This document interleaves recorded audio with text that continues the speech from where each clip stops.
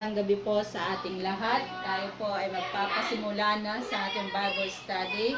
At hinihiling po ang ating katahimikan. At sa ating pagpapasimula ay atin pong basahin ang John chapter 4 verse 24. Ang sabi dito, ang Diyos ay Espiritu at ang mga sumasamba sa Kanya ay dapat siyang sambahin sa Espiritu at sa katotohanan. Tayo po ay umawit sa pasimulang awit ng Pusong Dalisay.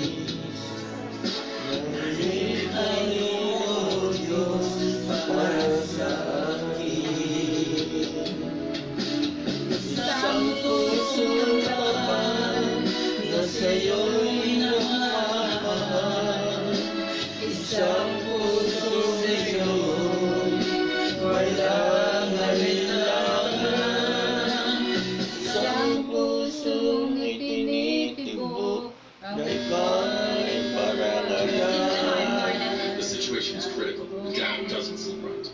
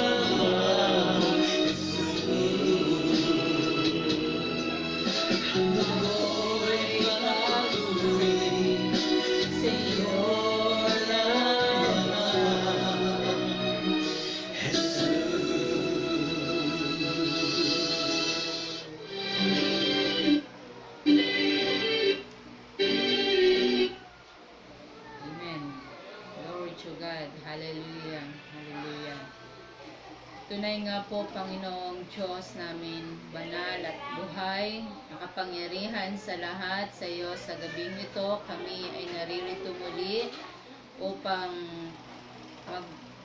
magsama-sama, O Diyos, na aming Bible study sa gabing ito. I pray, Lord God, na tunay nga pong ikaw ang siyang kumilos sa aming kalagitnaan. Sabi mo nga po, kung saan dalawa o tatlo na nagkakatipon sa iyong pangalan, ikaw, O Diyos, ay nasa kalagitnaan. Kaya, Ama, sa pangalan ng aming Panginoong Hesukristo, kami po ay higit na tatlo, O Diyos. Kaya, samahan mo kami, Panginoong Diyos, Banal na Espiritu, sa aaral ng iyong salita.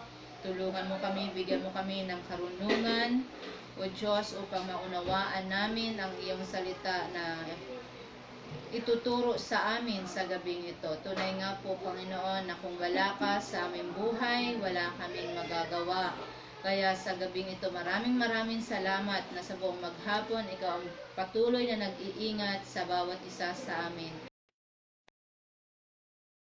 Patuloy sa virus, sa pandemic, O God, na kumakalat sa aming bansa at sa buong bansa. At salamat na patuloy mo kaming hinahawakan, patuloy mo kaming iniiwas, O God, pinoproteksyonan sa virus na ito. Still, O Lord, na kahit walang hanap buhay, kami, O Diyos, ay naroon ang provision mo sa amin, O God, ang food, shelter, and financial, O God. Salamat po, Ama, at kami, O Diyos, ay patuloy na nakakapagpuri sa iyo na sa kabila ng mga problemang ito, O Diyos, pagsubok na ito sa aming buhay, ay nariyan ka na nagbibigay ng kagalakan, kasiyahan sa aming mga puso. Salamat po, Ama, at patuloy po na pinapupuri at tinataas namin na pangunahan mo kami, Banal na Espiritu, sa aming pag-aaral sa gabing ito, upang ikaw nga po ay patuloy maluwalhati sa aming mga buhay. Bless your holy name, O Father God, in the name of our Lord Jesus Christ. Amen. Okay, sa gabing ito ay pag-aaralan natin paano ba sumamba o mag-worship sa ating Panginoong Hesus. Marami kasi sa panahong ito ay iba't ibang klase ang ginagawa nilang pagsamba pananambahan, at alin nga ba talaga ang tama? Of course, tayo ay doon sa kung ano ang nakasulat sa kasulatan, yon ang ating gagawing pagsamba. Ang sabi sa John 4:24, dapat nating sambahin ang Diyos sa Espiritu at katotohanan.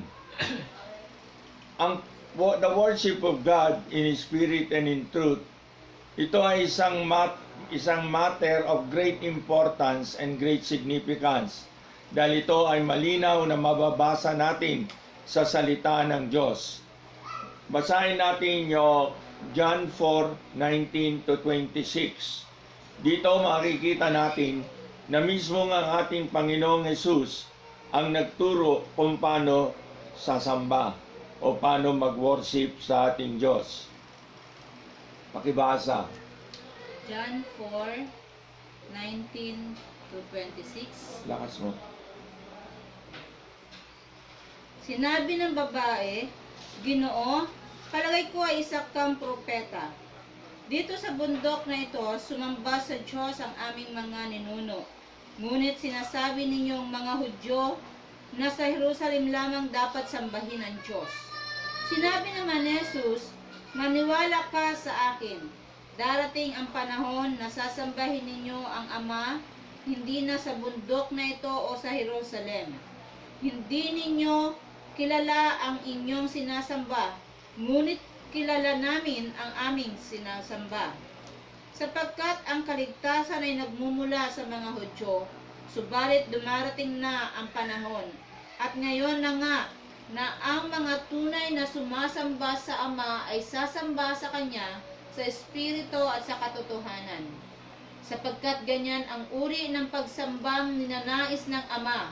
Ang Diyos ay Espiritu, at ang mga sumasamba sa Kanya ay dapat siyang sambahin sa Espiritu at sa katotohanan.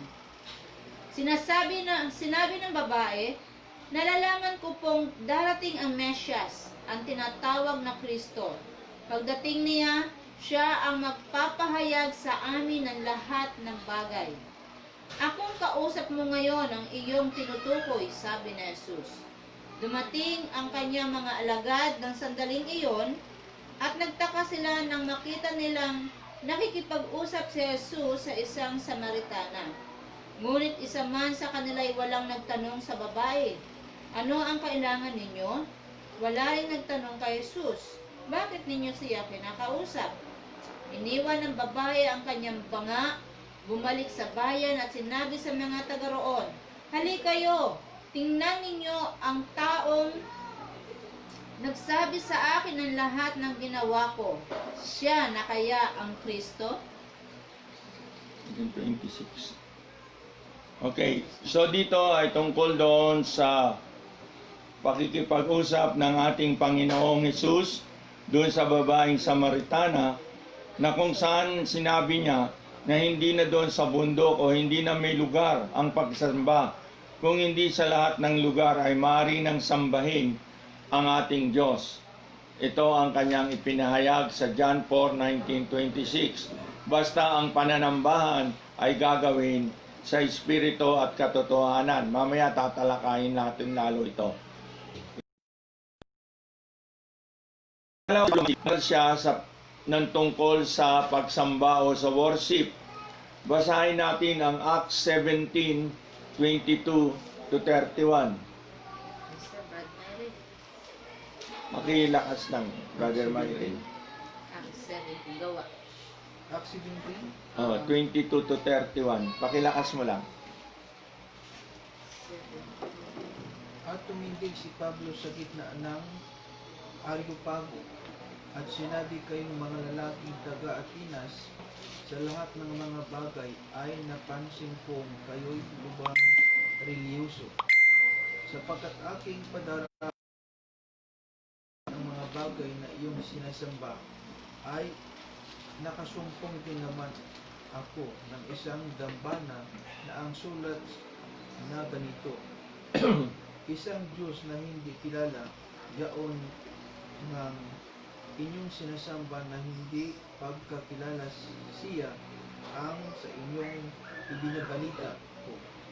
Ang Diyos na gumagawa sa sanlibutan at ng lahat ng mga bagay na narito siya, palibhasa Panginoon ng langit at lupa, ay hindi tumatahan sa mga timplong ginagawa ng mga kamay. Hindi rin naman pinaglilingkuran na siya ang mga kamay ng mga tao na para bagang siyang nangailangan ng anumang bagay. Yamang siya rin ang nagbibigay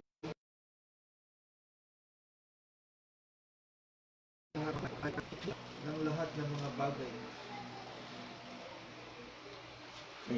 At ginawa niya sa isang bawat bansa ng mga tao upang magsipahan sa lahat ng buong lupa na itinakda na kanilang talagang ayos ng mga kapanahunan at mga hangganan ng kailangan ng tahanan, upang kanilang hanapin ng Diyos, baka sakaling maapuhap nila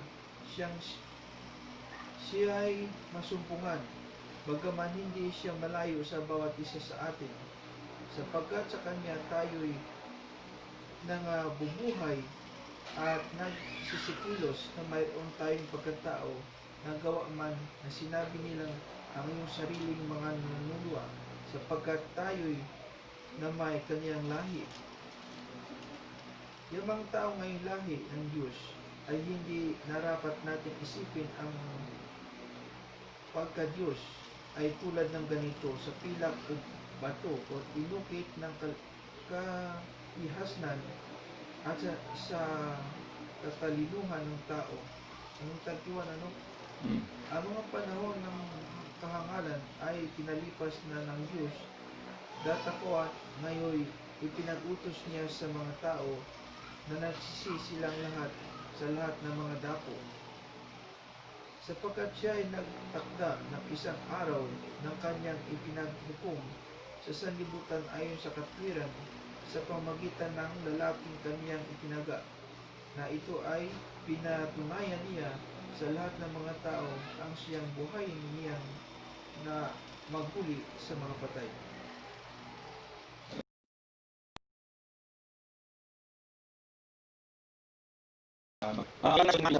yung tinatawag na ikalawang naisulat na kontrobersya sa pagitan ng tao at ng Diyos.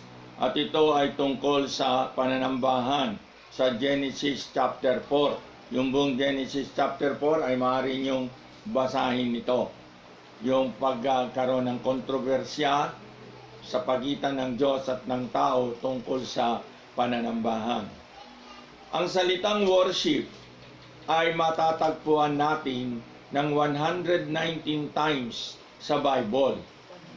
So, kapag diniscuss ng Diyos ang isang bagay at ito'y mahalaga, ay makikita natin na maraming ulit niya itong binabanggit.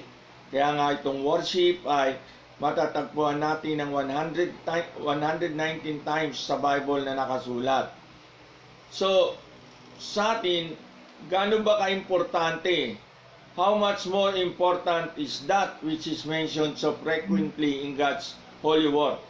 Makita natin na wala nang magiging mahalaga para sa atin kung hindi yung mga binabanggit ng madalas sa salita ng Diyos.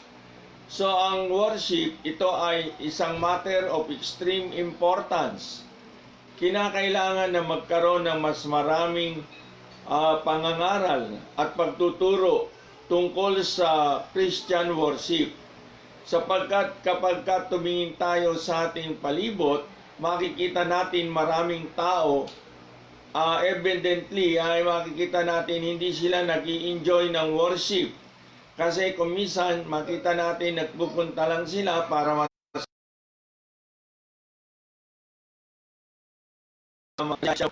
puso nila ang ginagawa nilang pananambahan.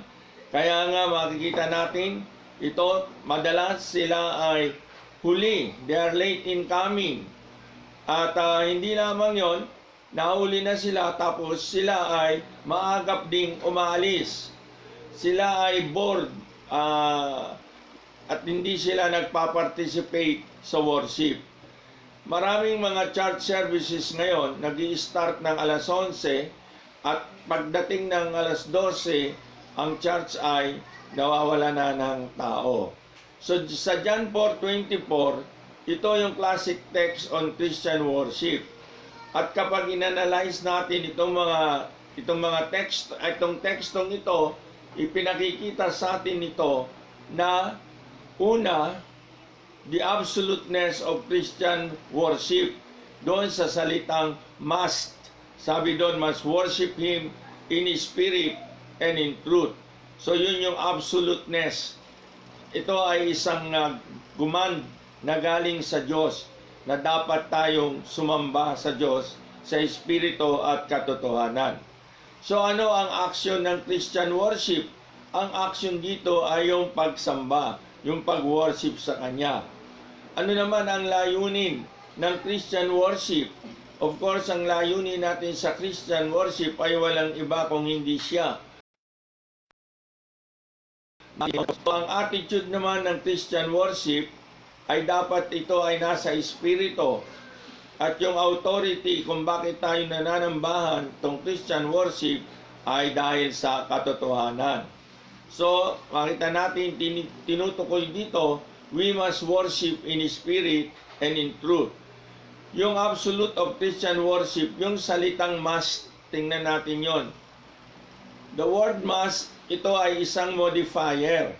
Tinuturo ng Bible na ang faith is a must, na ang pananampalataya ay kinakailangan, it is a must, hindi pwedeng wala ka nito. Basahin natin yung Hebrews 11:6, si Brother Kian. Hebrew 11:6. Pakilakas mo lang para ma-read.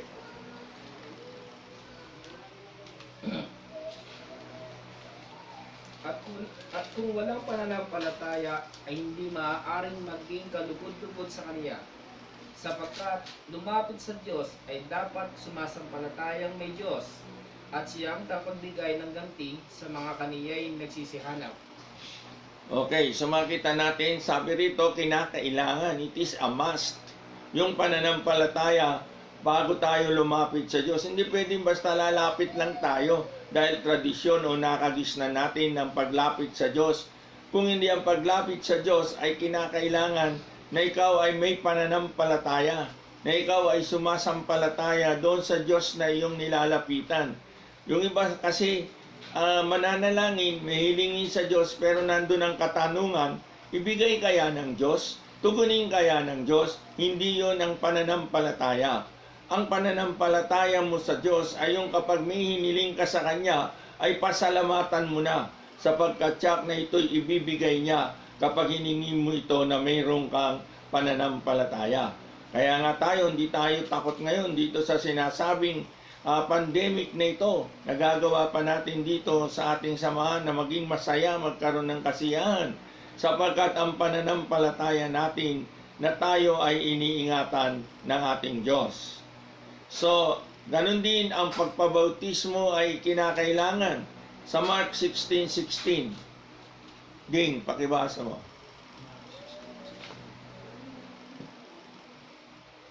Mark 16:16. Kinakailangan din yung bautismo.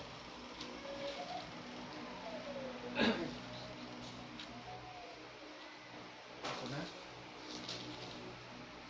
Sige, ikaw na, Brother Myron. Ang sumasampalataya at magpabautismuhan ay maliligtas. Datapwat ay hindi sumasampalataya ay parurusahan. Okay.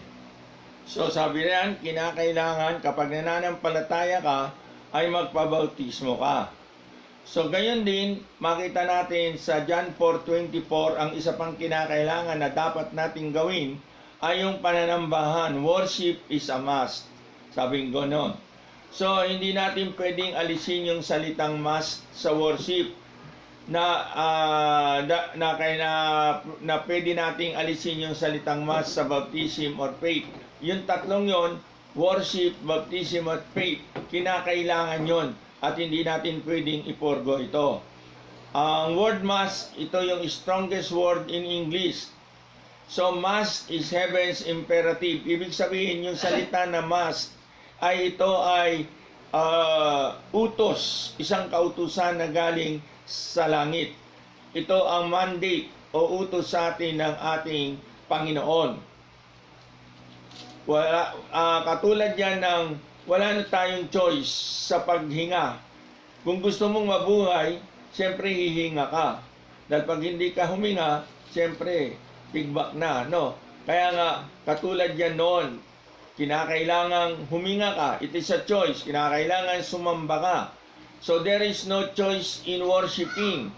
That is, kung gusto mong mabuhay spiritually, ito ay kinakailangan mong gawin, ang pagsamba sa ating Diyos. The word must, makita natin, modifies three elements which constitute Christian worship. Ano-ano ba yung minodify na yon? Yung must, nagmo-modify sa object of worship. Sino ba ang pinatutungkulan natin ng pananambahan? Kanino ba tayo sumasamba? Hindi porket sinabing sumasamba tayo, ay nakasunod na tayo. Kailangan yung object natin. Sino ba ang dapat nating sambahin? Ang sabi dito sa atin sa Biblia, ang object natin ng worship ay ang ating Panginoon. Ang must modifies the attitude of worship. Ibig sabihin, ano ba ang attitude mo paglapit? You must be in spirit. Kontrolado ka ng espiritu pag ikaw ay nanambahan. So, yung attitude mo ay sa spirit. Yung must nag-motivate din ng standard of worship. Ano ba ang standard of worship? Pwede ba nating sambahin ang kahit anong bagay o ang kahit anong katuruan? Kailangan, sabing ganon, isa lang ang standard ng ating pananambahan. At yun ay ang katotohanan. Ang sabi sa Biblia, ye shall know the truth and the truth shall make you free. Kaya nga pag nalaman mo, nakilala mo ang katotohanan, ito ang magpapalaya sa iyo sa lahat ng maraming bagay. Pagpapalaya sa kaparusahan, pagpapalaya sa sumpa, pagpapalaya sa condemnation.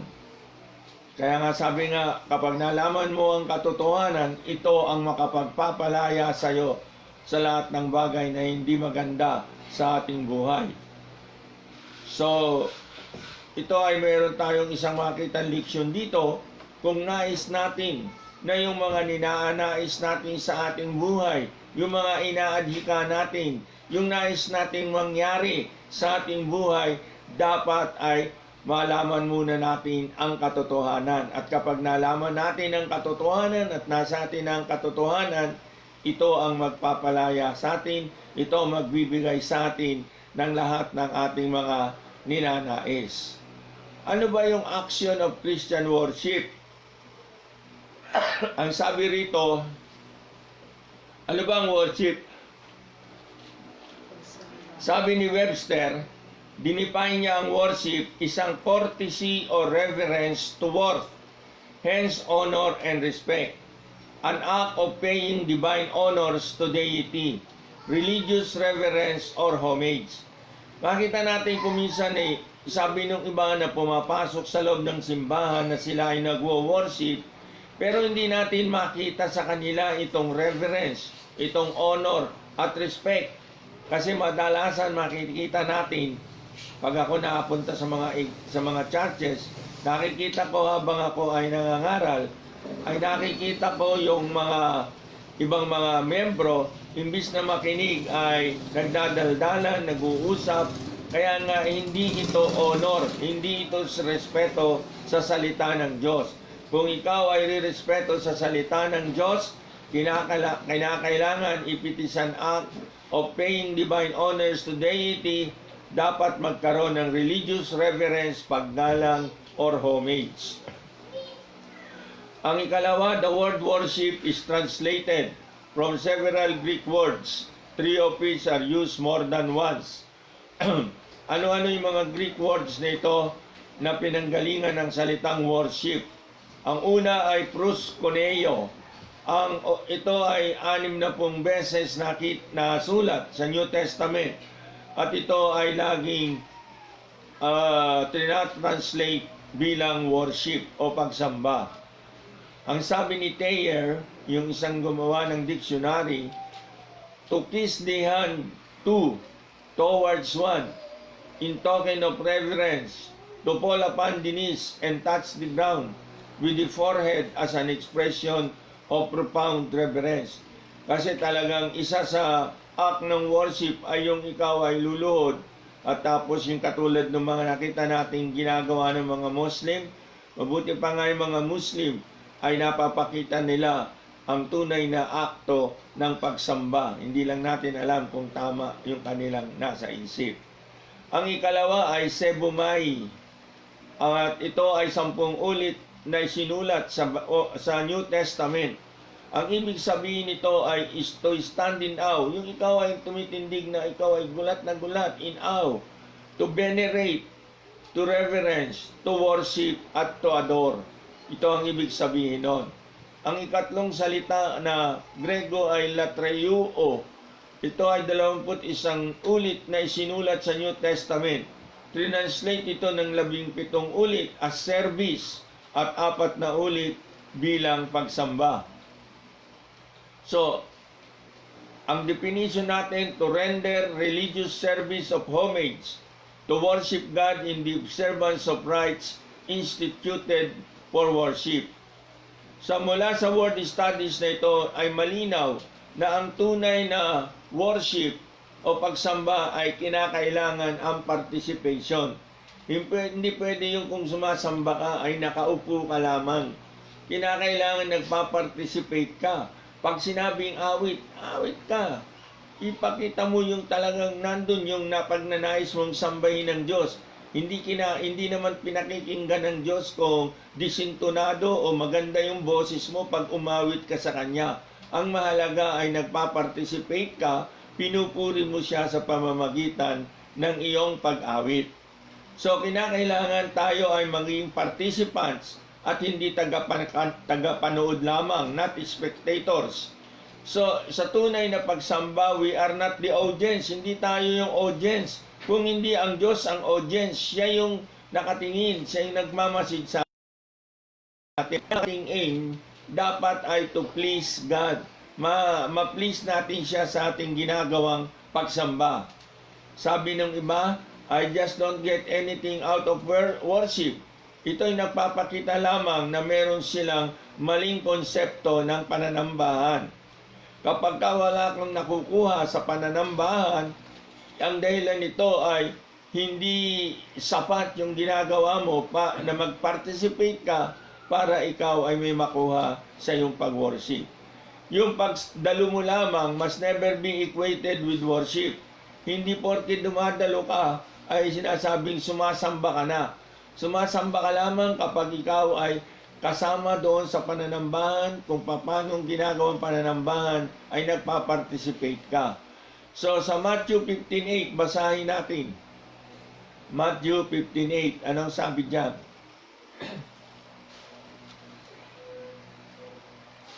Sige, tuloy mo. Buka na umulan. Ang bayang ito ay gagalang ko ako ng kanilang mga labi, datapwat ang kanilang puso ay malayo sa akin. Okay. So, ang pagsamba daw, hindi pwede yung sa bibig, kahit gaano kaganda yung sinasabi mo, kahit gaano kaganda, gagaling ka manalangin, kahit gaano karaming banal na kasulatan verses ang iyong na-memorize, baliwala ito. Kinakailangan na nasa puso yung pagsamba, hindi yung memory, yung kaalaman lamang. Kailangan nasa puso natin ito. So, ang worship ay ang paglapit natin sa Diyos. Hindi doon sa church building. Yung iba kasi ayaw nila na sumamba doon sa hindi magandang church building. Hindi yon ang inyong nilalapitan at sinasamba. Kung ikaw ay lumalapit, sumasamba sa Diyos at hindi doon sa church building. Dito sa Isaiah 66:1-4, basahin natin. Dahil hindi tinanggap ang kanilang pag-worship. Tingnan natin yung worship na hindi tinatanggap. Sige, yung makakita, Isaiah 66:1-4.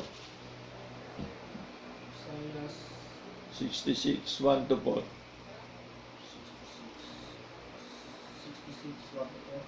Ganito ang sabi ng Panginoon, ang langit ay aking luklukan at ang lupa ay aking tungtungan. Anong anyong bahay ang inyong itatayo sa akin at anong dako ang magiging akin kahangahan? sapagkat lahat ng At ang lahat ng mga bagay na ito ay nakita ng aking kamay at gayon nangyari ang lahat ng mga bagay na ito, sabi ng Panginoon. Ngunit ang taong ito ay titignan ako sa makatuwid. Bagay siyang dukha at may pagsisiting loob at nanginginig sa aking salita. Siyang pumapatay ng baka ay gaya ng pumapatay ng tao. Siya ay naghahali ng kordero at gaya ng bumabali ng liig ng aso. Siyang naghahandog naghahandog ng alay ng gaya ng naghahandog ng dugo ng baboy. Siyang Siya ay nagsusunog ng nagsusunog kamangyan sa kamangyan ay gaya ng pinupuri sa isang Diyos-Diyosan. O siya ay nagsipili ng kanilang sariling mga lakad at ang kanilang kaluluwa ay nagbubuo nagbubuod sa kanilang mga kasuklang na bagay. Aking namang pipiliin ang kanilang mga pagkuyan at danahan ko sila ng kanilang takot sapagkat nang ako'y tumawag ang sumagot nang ako'y magsalita ay walang nakinig kung sila'y nagsisigawa ng masama sa harap ng aking mga mata at pinili ang hindi ko kinaligan. Iyong pakinggan ang salita ng Panginoon, ninyong nanginginig sa kanyang salita at inyong mga kapatid nangangatanim ng inyong mga nangangatuwid sa iyo dahil sa akin na nagsasabi, luwalhatiin ng Panginoon upang makita namin ang inyong kagalakan. Ngunit sila ay nangapahihiya at ingay at kagulo at mula ng bayan, ang tinig na nagmula sa templo, ang tinig ng Panginoon, naggagawa ng kagantihan sa kanyang mga kaaway. So, malinaw yon na kinakailangan ay hindi sa mga Diyos-Diyosan, sa mga kung anong bagay natin iukol ang ating pagsamba, kung hindi direkto sa ating Panginoong Hesus. Ang ikatlo, ano ba ang layunin ng pagsamba natin? Ang layunin natin, ang pinaka-target natin ay ang ating Panginoong Hesus. Sabi nga, the aim of Christian worship is Him. So ang Bible, it brilliantly teaches us na ang Diyos, siya lamang ang tanging object ng ating worship. Basahin natin ang Exodus chapter 20 verse 1 to 5.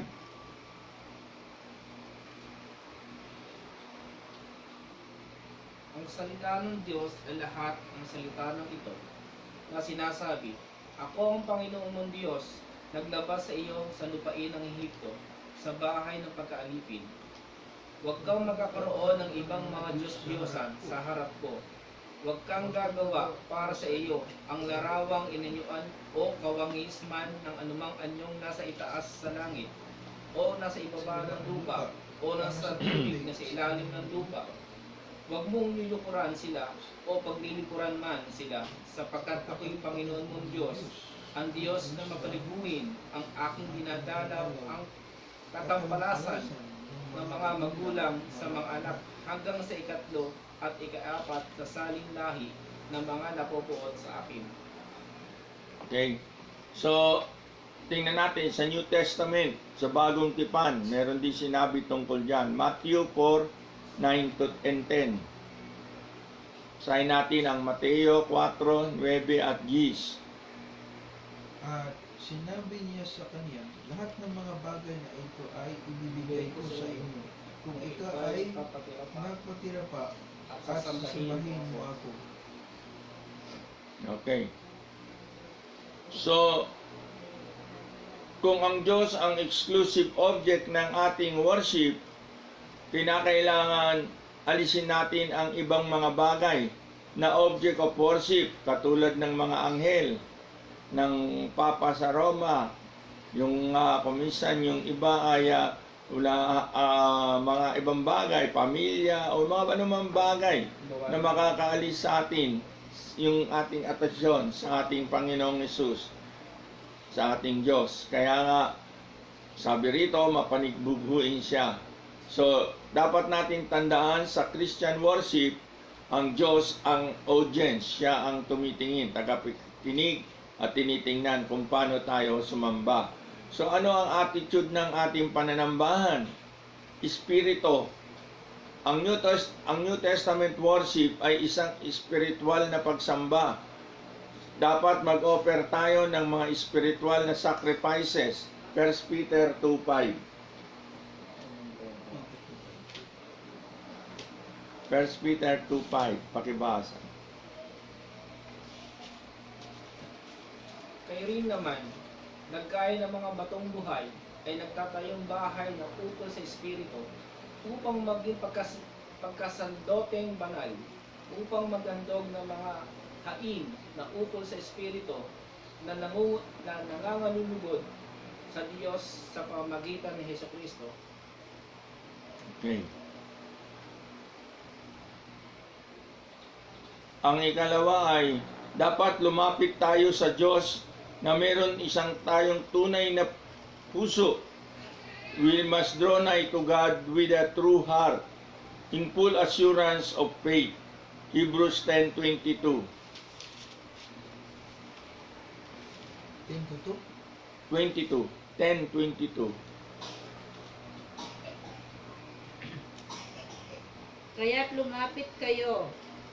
Kaya't lumapit tayo sa Diyos ng may pusong tapat at may matibay na pananampalataya sa Kanya. Okay. Lumapit tayong may malinis na budhi sapagkat nilinis na ang ating mga puso at hinugasan na ng dalisay na tubig ang ating mga katawan. Okay, so malinaw ito. Kung lalapit tayo sa Diyos, dapat tapat sa ating puso. At tayo ay mayroong assurance ng pananampalataya sa Kanya. Kasi kung wala ka rin lang pananampalataya, hindi ka assure na ibibigay yung sa iyo, yung nilalapit mo sa Kanya o hinihiling bilang anak, bakit ka palalapit, ba't ka pahihingi? Kaya nga ikaw ay humihingi dahil meron kang assurance. Alam mo na anumang hingin mo sa Diyos ay ipagkakaloob niya sa inyo ito ng higit pa sa ating inaasahan. Amen. So our worship is to be rendered with grace in our heart unto the Lord. Kailangan may biyaya sa ating mga puso para sa Panginoon. Colossians 3:17. Pakibasa. Saan po? Colossians 3:17.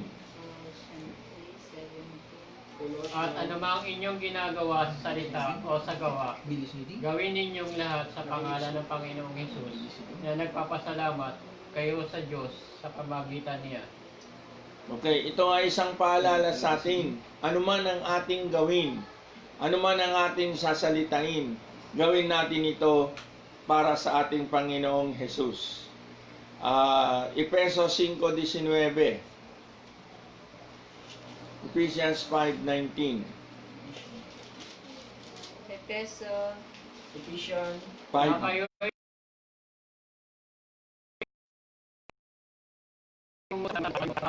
na nangangaawitan at nagpupuri sa inyong mga puso sa Panginoon. Okay, nagpupuri ang ating mga puso paglapit natin sa Kanya. So, ang pagsamba sa bagong tipan ay dapat manggaling sa ating puso. Sabi rin sa Ephesians 5:19, singing and making melody in your heart to the Lord. Ang ikalawa, singing with grace in your hearts to the Lord. Doon sa Colossians 3:16. So, we are to worship God acceptably with reverence and godly fear. Matthew 15, Hebrews 12:28. Hebrews 12:28. Hebrews 12:28. Kaya magpasalamat tayo sa Diyos sapagkat tumanggap tayo ng isang kahariang hindi nayayanig. Sambahin natin ang Diyos sa paraang kalugod-lugod sa Kanya, may paggalang at pagkatakot. Okay. ang paglilingkod na padugod-dugod sa Diyos. Okay. So, Matthew 15:7-9. Ano sabi doon? Para tayo nagba-Bible drill, Pabilisan, Matthew 15:7-9. 7-9. Pagbigyan ko lang kayo. Oh, Nakakaya sa mas mabilis yung nasa labas. Kayong mga Sali sa labas. mabuti ang pagkakuha sa inyo ni Isayas na nagsasabi, ang bayarang ito ay ginagalang ako ng mga kanilang mga labi. Labi. Dabi. Labi. Labi.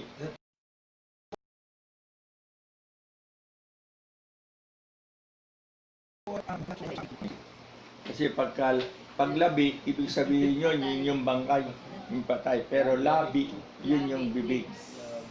Sa pag-pronounce lang yun. Dabi. Okay, para alam natin, baka pag sinabi nating labi, isipin natin, tinutukoy dito yung bangkay. Dabi ng lagim. So, tayo ba ay nagwo-worship sa Espiritu kapag tayo ay umaawit? Alam nyo, yung pag-awit, ito isang forma ng pag-worship natin sa Espiritu. Kaya, pag-aralan nyo na yung pagkanta. Meron naman tayong kodigo. So, I want to be a soul winner for Jesus. Gusto nyo maging isang makaakay ng tao para kay Jesus. Pero hindi ka naman nakikipag-usap doon sa mga wala pang Panginoon sa kanilang buhay. Hindi mo naman sila wini-witnessan. Ganon din, more about Jesus would I know. Pero gusto mong malaman ng marami tungkol kay Jesus. Pero makita natin yung iba ay bihira silang mag-aral ng kanilang mga Biblia. Tapos umawit sila, all to Jesus I surrender. Pero hindi naman, and yet, give not as we have prospered. Ibig sabihin, meron yung mga, naalala ko yung isang narinig ko noon na missionary, sabi niya, madaling magsabi ng I surrender my life to Jesus. Pero, yun daw, sabi daw, kumakanta. Kasi, mahirap daw yung pera ay isurrender. Kaya, hawak-hawak na yung pera habang kumakanta siya ng all to Jesus I surrender. Hindi niya ma-surrender yung kanyang kinikita sa Panginoon. So, how do we worship in Spirit? Paano ba tayo sasamba sa Espiritu? Una, dapat ihanda mo ang iyong puso. Manalangin ka. Tapos magkaroon ka ng proper mindset na talagang sa set mo ay gusto mong, sabi nga, makipagtalik sa ating Panginoong Yesus. Gusto mo siyang makasama. Yun ang ating mindset. At gayon din yung tayo ay mag-rest, yung magtiwala, mag-rest tayo sa kanyang mga pananampalataya. So, we must maintain a worshipful atmosphere.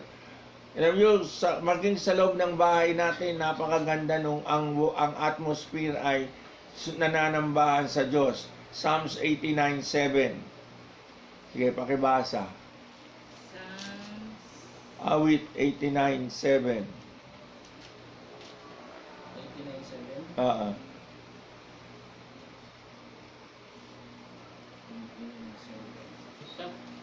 Sang Diyos ng kakilabot sa kapulungan ng mga banal at kinatatakutan ng higit sa lahat na nangangasa palibot niya. Okay. Ang ikalawa ay Habakkuk 2:20. Habakkuk 2:20. Doon sa minor prophets yun, sa bandang huli ng Old Testament. Ngunit ang Panginoon nasa kanyang banal na templo, tumahimik ang buong sa harap niya. Okay. Ang ikatlo, dapat mag-cultivate tayo ng awareness, isang malalim na awareness tungkol sa Diyos. Ano-ano yon? Una, that ang Diyos ay omnipresent, na ang Diyos ay nasa lahat ng lugar at the same time. Kaya nga, God is with us in a special sense in worship. Kaya nga sa ating pag-worship, alam natin na ang Diyos ay kasama natin. So, huwag natin gawin na don't let things become commonplace. Dapat ilagay mo ang iyong puso dito. Study Bible examples of worship. So ano yung authority? Ito na yung huli. Ano yung authority ng Christian worship? Una, truth. Ano ba yung katotohanan? Tingnan natin sa John 17:17. Ano ba ang sinasabi diyan tungkol sa katotohanan? Sanctify them through thy truth. Pakabanilin mo sila sa katotohanan, ang salita mo'y katotohanan. Okay, so alin daw dun yung katotohanan? ang salita mo. Yung salita ng Diyos. Okay. So, sa Colossians 3:17, tingnan natin. 3:7. Anong at anong mang inyong ginagawa sa salita o sa gawa, gawin ninyong lahat sa pangalan ng Panginoong Hesus, na nagpapasalamat kayo sa Diyos sa pamagitan niya. Okay. Sabihin nyo, baka mamaya philosopher nyo, paano, ba, naglalaro tayo ng chess, paano mong gagawin yan? Kasi pag naglalaro,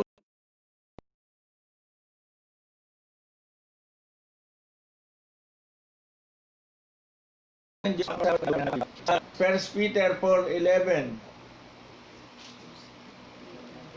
Unang Pedro 4:11.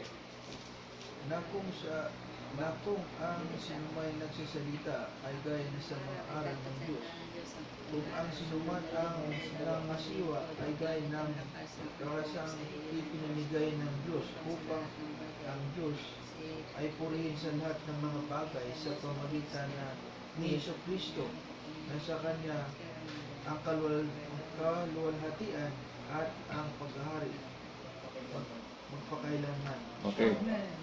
Siya nawa. Merong 5 items of worship na inautorisa ang Diyos. Ano-ano ba yung items na yon na dapat natin gawin sa kanyang pagsamba?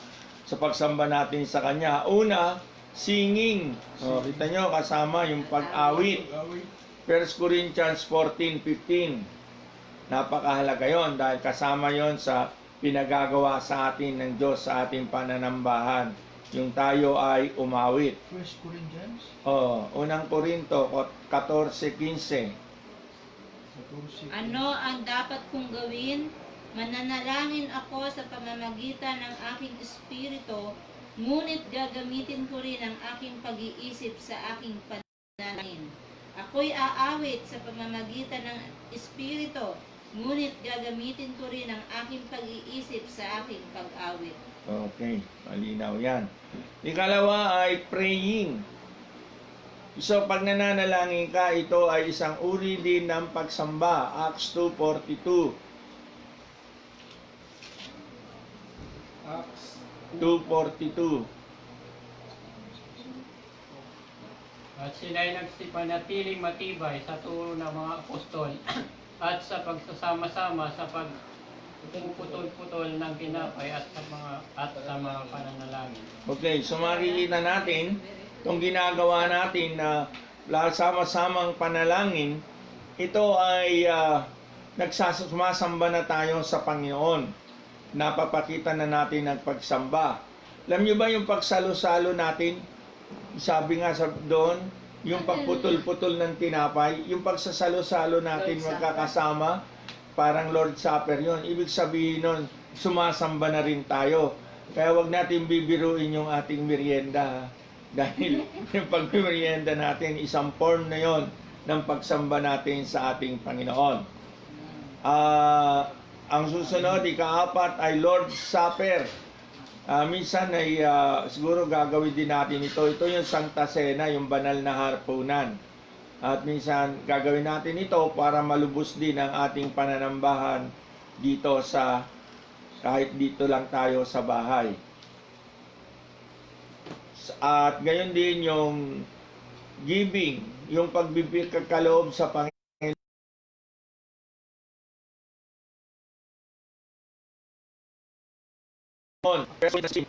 Sama-samang pagmimerienda o pagkain ay nasasanay na tayong mag-contributionan, ano? Basa? Sige, pakibasa. Mga kapatid, ngayon ipinapaalala ko sa inyo ang magandang balitang ipinangaral ko sa inyo. Iyan ang magandang balitang inyong tinanggap at naging saligan ng inyong pananampalataya.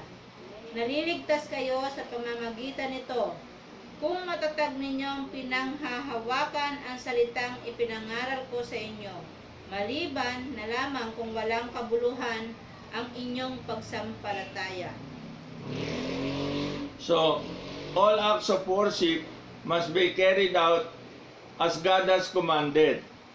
So, in conclusion natin, dapat sambahin natin ng Diyos sa Espiritu at katotohanan. Worship should be the highlight of each week's activity for the Christian. So, yung pinaka-highlight ng ating mga aktibidades sa loob ng isang linggo ay dapat yung ating sama-samang pagsamba sa Kanya. So, coming to worship should be top priority. Dapat maging priority natin sa ating buhay yung tayo ay sumama sa mga pananambahan. So, nothing should prevent us from worshiping acceptably. Dapat walang makahadlang sa atin worship ng tama na acceptable sa ating Panginoon. Tayo ay manalangin, dakilang Diyos sa gabing ito na kung saan, Panginoon, ay tinuro mo sa amin ang tamang forma, ang tamang dapat gawin kung nais naming sumamba sa iyo sa Espiritu at katotohanan. Salamat po, ipaliwanag mo po ito sa amin. Sa pamamagitan ng iyong banal na Espiritu ay maunawaan namin ang aming dapat mga gagawin. At Panginoon, salamat din po na sa pamamagitan nitong aming mga Bible study ito, sa pamamagitan ng aming sama-samang pagdulog sa iyo, pag-worship sa iyo, ay alam namin na nandoon lumalago ang aming pananampalataya, ang aming pagtitiwala na hindi mo po kami pababayaan sa gitna ng pandemic na ito, na lagi, Panginoon, ang iyong banal na dugo ay nakalukob sa amin, Panginoon, nakakover sa amin upang hindi kami maapektuhan ng pandemic na yan. Alam namin, Panginoon, mas makapangyarihan ka kaysa sa gawa ni Satanas. Kaya, Panginoon, salamat sa iyong proteksyon. Salamat sa proteksyon mo sa bawat isa sa aming pamilya. Maging yung mga pamilya namin na wala dito, na mga minamahal namin. Ingatan mo rin sila, Panginoon. Alisin mo rin sila, Panginoon, sa danger nitong pandemic na ito. At nawa, Panginoon, ang iyong katulad nila, mga asawa, mga anak, o kanila mga relatives ay wala din namin nakakasama, subalit sila rin, Panginoon, ay alam namin iingatan mo dahil po sa aming katapatan sa iyo. Salamat sa iyo, Ama. Purihin ka. Ito ang aming dalangin sa pangalan ni Jesus. Amen. Amen. Give lang. Walang give thanks eh. Hindi ko makita. Hindi na. Alam naman eh. Prayer Oh, sige. request, okay? Sino man ang mga may prayer request? Yung sana mag-grant po sa aming kausap po para bukas yung aming business. Din. Sige. Request natin.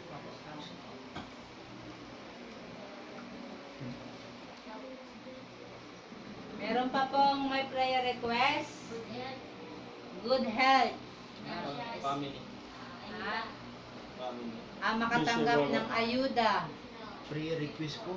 Ah, Hindi Sana naman, matapos hindi ang ano. COVID. Church. tapos yung matapos na ang sana daw ay matapos na ang COVID kay Brother Myrel. Mhm. Ano pa? Meron pa po? Ayun. Sabi na. Ha? Pagdasal natin yung mga nanay at yung mga magiging nanay. Sila ni Ah, free request. anong prayer request nila ni? Father's Day. Mga, Si hindi kayo pababayaan Financial. nila. Financial. si Linlin. Financial. Saan na din din? Financial. Financial. Okay. Wala. Si Tapos mag-run yung ano yung Business para nila bukas. mag-run. Ipahintulot ni Lord na mag-prosper. Prosper. Sige. Awitin natin yung alam kong may magagawa ang Diyos bago tayo manalangin. Alam kong may magagawa Ang Diyos.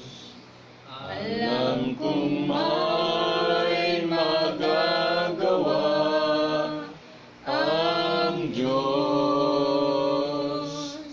Kung ako'y magtatapat sa Kanya'y maglilingkod, alam kong may magagawa ang Diyos.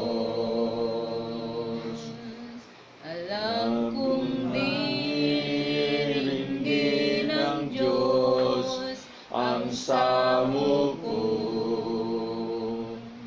Alam kong diringgin ng Diyos ang samo ko. Kung ako'y magtatapat sa Kanya'y maglilingkod, alam kong diringgin ng Diyos ang samo ko. Tunay nga aming Ama,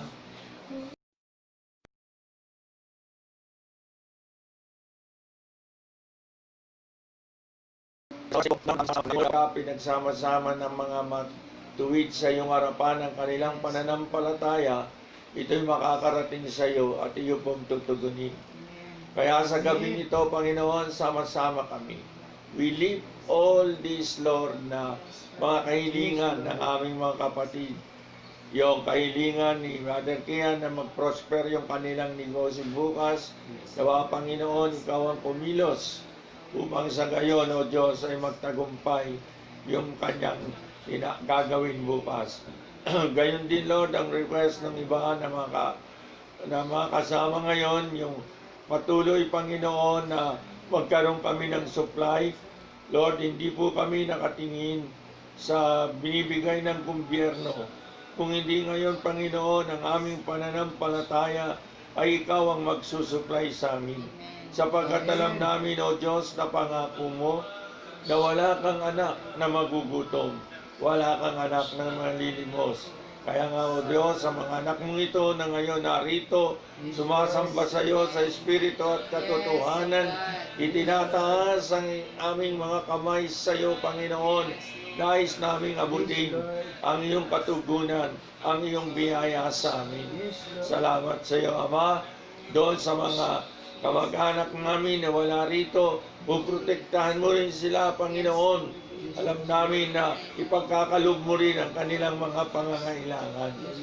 Panginoon, maging yung mga nakinig sa amin sa gabing ito, dinadalangin ko sa iyo, Ama, pagpalain mo sila, cover them with your blood, Yes, Lord. oh God. Even as you are covering us with your blood, you will cover them with your blood, O Jesus, sa upang sa gayon hindi sila maapektuhan ng pandemic na ito.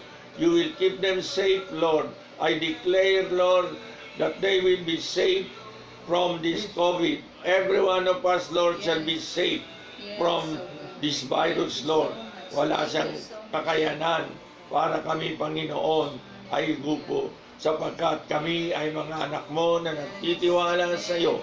We trust you faithfully, truthfully, at ang aming faith ay naroon na ikaw ay iayapusin mo ang bawat isa sa amin. Itatago mo kami sa lilim ng iyong mga pakpak, Panginoon, upang katulad ng inahin na na manok na pinoprotektahan yung kanyang mga sisiw, gayon din, Panginoon, poprotektahan mo kami.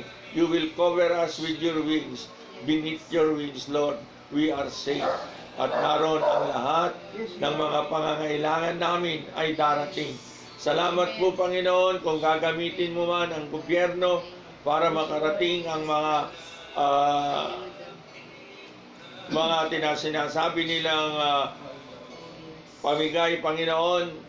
Hindi kami nakatuon doon. Subalit, salamat, Panginoon, kung magiging totoo ito, Panginoon, at gagamitin mo sila. We trust you, Lord, only. Thank you, Lord.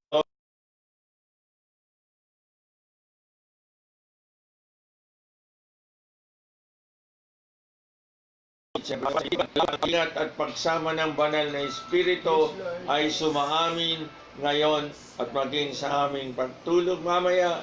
Bibigyan mo kami ng magandang pagtulog, mga panaginip na kung saan ay mangungusap ka sa amin upang malaman namin ang iyong kalooban. Salamat sa iyo, Panginoon. In Jesus' name we pray. Amen. And everybody say, Amen. God bless. Amen. God bless God you bless. all. Happy Mother's Day! Happy Mother's Day! Huwag hindi natin ay panala. Oy, ang mga mothers daw parito at mga pagpipray. Mga mother!